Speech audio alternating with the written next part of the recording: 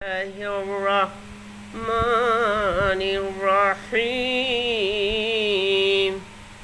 পরম করুণাময় অসীম দয়ালু আল্লাহর নামে শুরু করছি। আলিফ লাম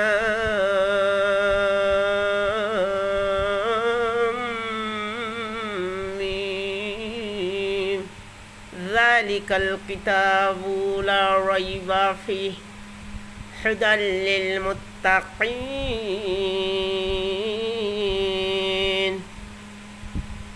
আলিফ লাম মিম, এটি সেই কিতাব যাতে কোনো সন্দেহ নেই। মুত্তাকিনদের জন্য রয়েছে পথ নির্দেশ। আল্লাযীনা ইউমিনুনা বিল গায়বি ওয়া ইউকিমুনাস সালাতা মিম্মা রাযাকনাহুম ইউনফিকুন।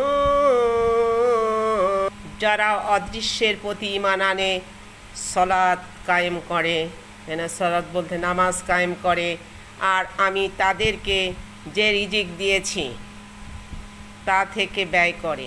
আসসালামু আলাইকুম। আজকে কোরআন শরীফ তেলাওয়াতের ফজিলত সম্বন্ধে আলোচনা করব। রাসূল সাল্লাল্লাহু আলাইহি সাল্লাম বলেছেন, তোমাদের মধ্যে সেই ব্যক্তি উত্তম যে কোরআন নিজে শিক্ষা করে এবং অন্যকে শিক্ষা দেয়। বুখারী শরীফ।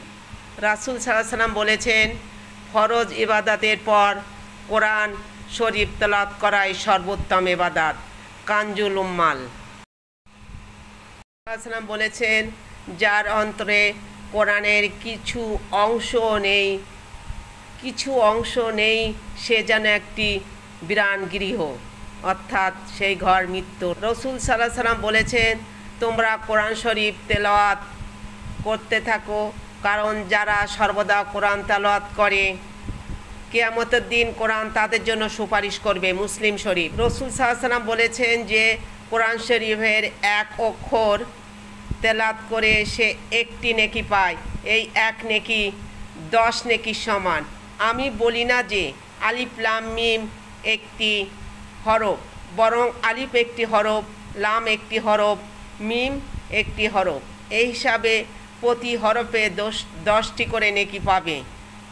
তিরমিজি শরীফ। রাসূল সাল্লাল্লাহু আলাইহি সাল্লাম বলেছেন, যে কোরআন শিক্ষা করেছে ও তদ অনুযায়ী আমল করেছে, কিয়ামতের দিন আল্লাহ তাআলা তার পিতা মাতাকে এমন একটি নূরের মুকুট পরাবেন যার আলো সূর্যের আলো হতে অধিকতর উজ্জ্বল হবে।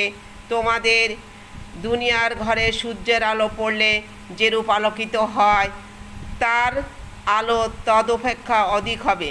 সুতরাং কোরআনের শিক্ষার্থী এবং তদনুযায়ী আমলকারীর পিতামাতারই যদি এ মর্যাদা হয়, তবে বলো দেখি সে ব্যক্তি সম্পর্কে তোমাদের কি ধারণা?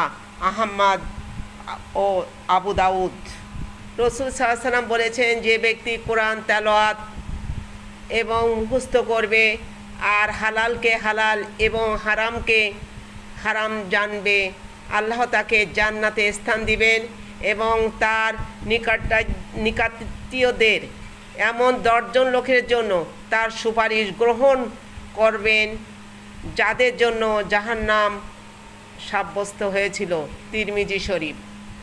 রাসূল সাল্লাল্লাহু আলাইহি সাল্লাম বলেছেন, যে ব্যক্তি জীবিকা অর্জনের উদ্দেশ্যে কোরআন শিক্ষা করবে, কিয়ামতের দিন সে এমন অবস্থায় উপস্থিত হবে যে তার চেহারা বৃহৎ আকারের হবে, কিন্তু তাতে মোটেও গোস্ত থাকবে না।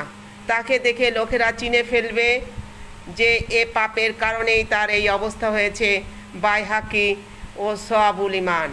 হযরত ওকাবা বিন আমের রাদিয়াল্লাহু তাআলা বর্ণিত, তিনি বলেন, আমি রাসূল সাল্লাল্লাহু আলাইহি সাল্লামকে বলতে শুনেছি, যে চামড়ায় কালামে পাক তথা কোরআন শরীফ আছে, আগুনে নিক্ষিপ্ত হলেও তা জ্বলবে না, অর্থাৎ কোরআন তেলাওয়াতকারী জাহান্নামের অগ্নি থেকে সুরক্ষিত থাকবে দায়মি।